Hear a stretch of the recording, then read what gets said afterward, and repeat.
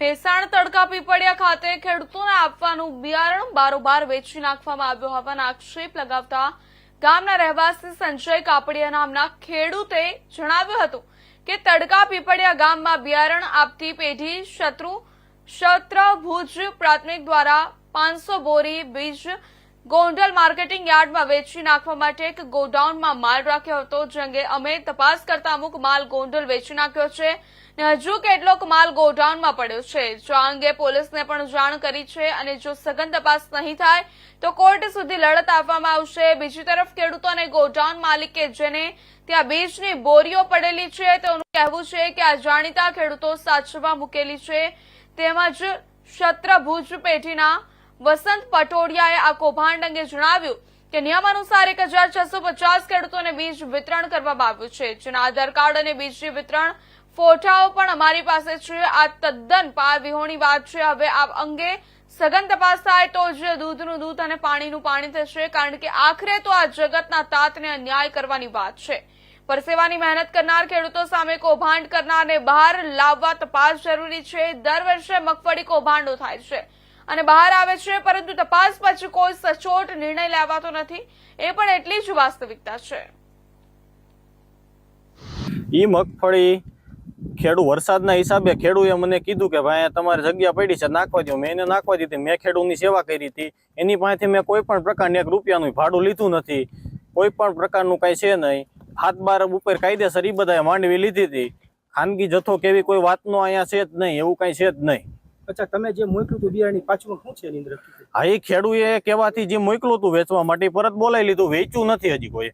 એ માલ અત્યારે આપણા કારખાનામાં છે। મગફળીનું વિતરણ થતું હતું, ત્યાંથી લીગલી 7/12/8 પછી જીઓ ટેકિંગ વાળો ફોટો અને આધાર કાર્ડની નકલ આપીને મગફળીનો જથ્થો લીધેલો હતો, પણ વરસાદી વાતાવરણ હોવા છતાં અમે અહીંયા ખોડિયાર એન્ટરપ્રાઇઝમાં મૂકેલો હતો, બરોબર છે। અમે એ ભાઈ અમારી પાસેથી કોઈ જાતનો પૈસા નથી લીધા, મિત્રતાના સંબંધના લીધે અહીંયા મૂકેલો જથ્થો હતો, આમાં કોઈ વેચાણ કે એવું કઈ ખોટું કરેલું નથી। અમે વસંતભાઈ જીણાભાઈ પટોડિયા, મારું ગામ તડકા પીપળિયા છે, શત્રુભુજ ફાર્મર્સ એટલે કે એચપીઓ ભેસાણ, એનો હું ચેરમેન છું। અચ્છા, ખાસ કરીને જે બિયારણ જે તેલી બિયા છે ખેડૂતોને આપે એ બારોબાર વેચી નાખવાનો આપની ઉપર આક્ષેપ છે, તો શું કહેશો તમે? એમાં 3 ખેડૂતોએ હાકરોરાના વેચું છે, એના વિડીયો વાયરલ થયા છે અને એ કાલે અમારે ત્યાં આવ્યા હતા, એણે એમ કીધું કે ભાઈ આમાં અમારી ભૂલ થઈ ગઈ છે, તો અમે શું કરીએ? એટલે અમે ઉપર જાણ કરી કે ભાઈ આ લોકોએ બિયારણ ખોલી નાખ્યું, એટલે અમે બીજાને તો ન આપી શકીએ, તો કે એના પૈસા લઈ લ્યો તમે।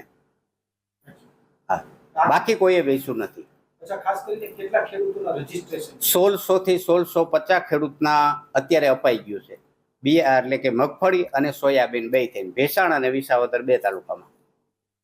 તો તમારી ઉપર જે આક્ષેપ છે કે તમે વેચી નાખ્યું ગોંડલ માર્કેટિંગ યાર્ડમાં તેલી બિયા વેચવાનું, શું કહેશો? અમે તમને ચેલેન્જ કરીએ છીએ કે અમે ગયા હોય એવો વિડીયો અથવા અમારો અહીંથી અમારા સ્ટોક પત્રકમાંથી માલ ઓછો હોય એવું કાંઈ તમે બતાવો।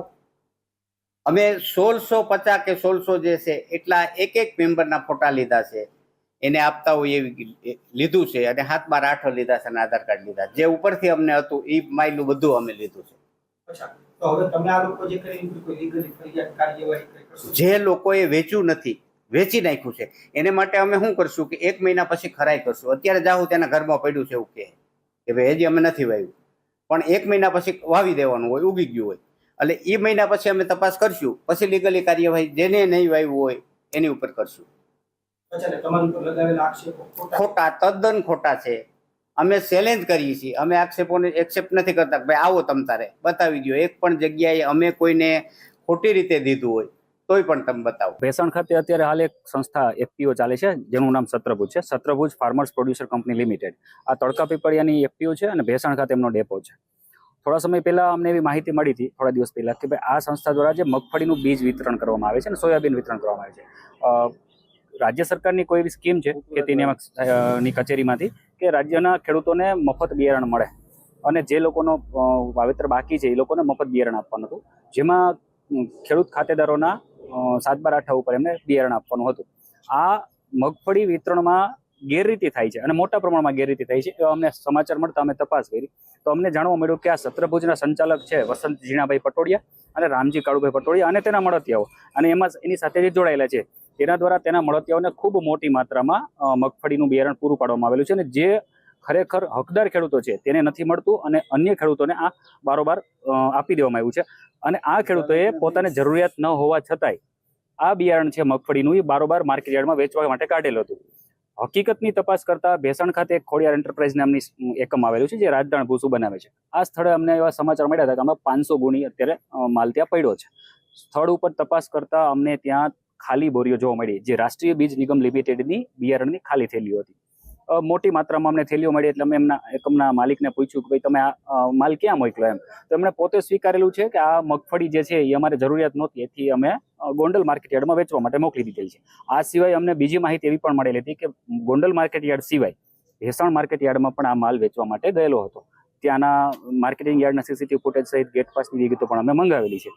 ઉપરાંત ગઈકાલે મેં પીઆઈ ભેસાણ સાહેબ, એસપી સાહેબ અને ડીવાયએસપી સાહેબને લેખિત ફરિયાદ પણ આપેલી છે વિગતવાર કે આવી રીતે સત્રભુજ એફપીઓના સંચાલકો અને તેના મળતિયાઓ દ્વારા સરકારી સહાયથી મળતી મગફળીનું બિયારણ છે એનું ગેરકાયદેસર રીતે વિતરણ કરવામાં આવ્યું છે. ખૂબ મોટી માત્રામાં ગેરકાયદેસર રીતે સરકારી સહાયનો દુરુપયોગ થાય છે. તો આપના માધ્યમથી હું રાજ્ય સરકાર અને કેન્દ્ર સરકારને પણ વિનંતી કરીશ કે ખરા અર્થમાં જે ખેડૂતો લાભાર્થીઓને મળવા પાત્ર છે તેને મળે એવો અમારો આગ્રહ છે. અને જે આ લેભાગુ તત્વો છે જેને સહાયની જરૂર નથી અને આવી રીતે ગેરકાયદેસર રીતે અનાજ બિયારણ મેળવી અને બારોબાર માર્કેટ યાર્ડમાં વેચવી અને પૈસા કમાય છે તેવા લોકો ઉપર કાયદેસરની કાર્યવાહી થવી જોઈએ. જો આગામી દિવસોમાં આ બાબતે યોગ્ય કાર્યવાહી નહીં થાય તો મારી કોર્ટમાં જવાની પણ તૈયારી ખરી. ગુજરાત અને મહારાષ્ટ્ર